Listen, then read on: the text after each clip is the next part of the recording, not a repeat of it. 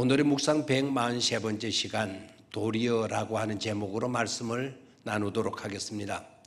오늘 우리가 묵상하게 될 본문의 말씀은 빌립보서 1장 12절 말씀입니다. 한 목소리로 같이 읽습니다. 나의 당한 일이 도리어 복음의 진보가 된 줄을 너희가 알기를 원하노라. 아멘. 이 말씀에서 도리어라는 단어가 굉장히 무기 있게 와 닿습니다. 1956년 짐 엘리어트라고 하는 분이 미국의 유명한 휘튼 대학을 졸업을 하고 4명의 동료들과 함께 에콰도르의 인디안 선교사로 떠나게 됩니다.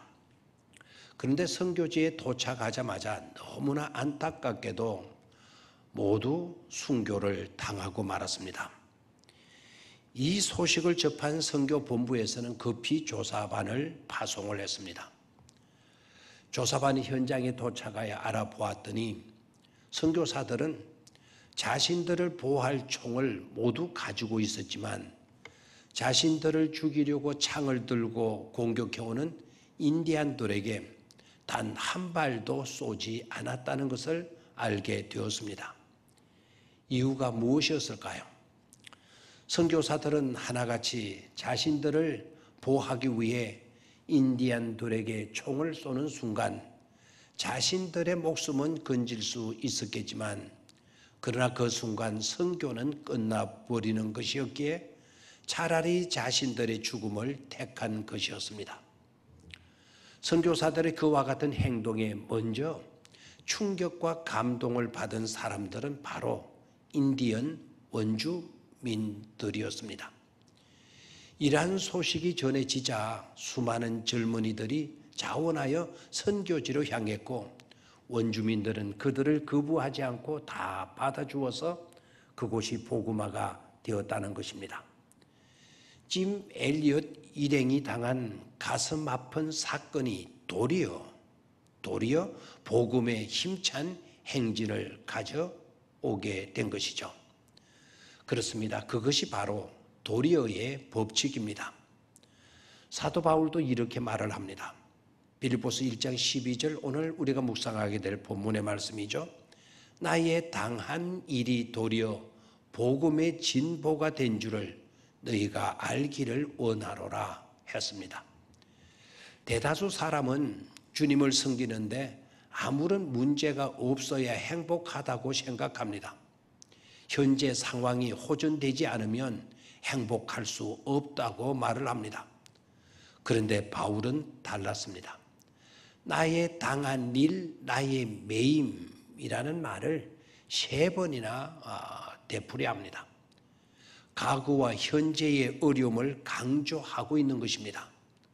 그가 당한 일은 과거에 속하는 것으로 복음을 전하면서 당했던 고난과 제약들을 말하는 것이고 매임은 현재 지금 감옥에 갇혀 있는 상황을 뜻합니다.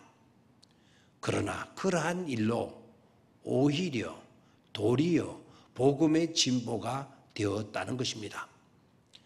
바울은 지난 4년간 참으로 어렵게 지냈습니다. 환경만을 가지고 말한다면 그는 결코 행복할 수 없었습니다. 그는 기쁨을 말할 자격조차도 없다고 하겠습니다. 그런데 그는 오히려 기뻐하고 또 기뻐합니다라고 빌립보서에서 말씀합니다. 이유는 자신이 당한 고난이 복음의 진보를 가져왔다는 것입니다. 도리어는 바울이 사용한 중요한 단어가 되었습니다. 도리어는 실제로 actual이라고 하는 의미의 단어입니다. 내가 당한 억울하고 힘든 일이 실제로는 축복이라는 상황의 반전을 말하는 단어입니다. 그래서 도리어 법칙이라는 말이 성립이 되는 것입니다. 왜 바울은 자신이 당한 고난을 도리어라고 해석하는 것일까요? 그 해답은 간단합니다. 바로 그것이 복음의 진보를 가져왔기 때문인 것입니다. 진보라고 하는 말은 1세기 군인들 중에 선발대가 본부대보다 앞서가면서 본부대가 진군하는데 장애가 되는 모든 것들을 사전에 제거를 하고 본부대가 나아갈 길을 튼다라는 데서 나온 단어라고 합니다. 우리가 그리스도 안에서 당한 어려움이 실제로는 복음의 전진을 가져왔고 정복의 길을 터놓았다는 승리의 외침입니다.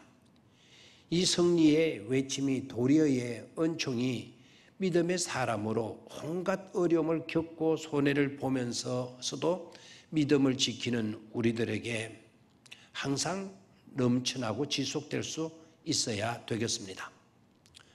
존 버년이라는 분을 잘 아시리라고 봅니다. 그는 복음을 전하다가 감옥에 갇혔습니다. 감옥의 새 창사를 붙잡고 감옥 곁을 지나가는 사람들에게 큰 소리로 복음을 전하니까 괘씸죄로 그를 지하 감옥에 가두었습니다. 그는 거기서 수많은 사람을 그리스도에게 이끄는 위대한 명작 철로 역정을 기록하게 되었습니다. 믿음으로 사는 일로 어려움을 겪고 있습니까? 손해보는 일이 있습니까? 묵묵히 주를 위한 섬김과 내게 있는 모든 것을 주님을 위해 바치는 헌신이 있습니까? 낙심하지 마십시오. 복음이 나아갈 길을 트는 사람이 되기 위해 옷이 찢기고 손과 발이 터지는 삶을 산다 하더라도 포기하지 마십시오. 그렇게 사는 삶 자체가 은혜이고 축복임을 잊지 말아야 할 것입니다. 혹시 그런 삶이 싫어지거나 시들어져 옛날에는 그랬지만 지금은 아니고 있는 사람이 있습니까? 그런 삶이 지금 좋아지고 있고 좋다고 고백할 수 있겠습니까? 그러나 하셔야 합니다. 피할 수 없는 하나님의 나라가 우리 앞에 있다는 사실을 말입니다. 그리고 아마 우리들의 삶 속에 있는 거룩한 양심이 그냥 두지 않을 것입니다. 만약 하나님의 심판대 앞에 서게 될 것을 인식하도록 만들어 줄 것입니다. 그렇지도 않다면 여러분들은 서스럼 없이 그런 삶에 빠지고 말 것입니다. 어렵고 힘든 일들이 있더라도 믿음의 삶을 사는 것입니다. 손해를 보는 것 같아도 사랑하며 사는 것입니다. 믿음으로 헌신하며 사는 것입니다.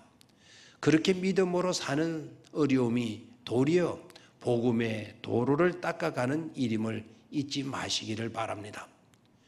도리어의 은혜와 넘치는 복을 받을 날이 반드시 찾아오게 될 것입니다.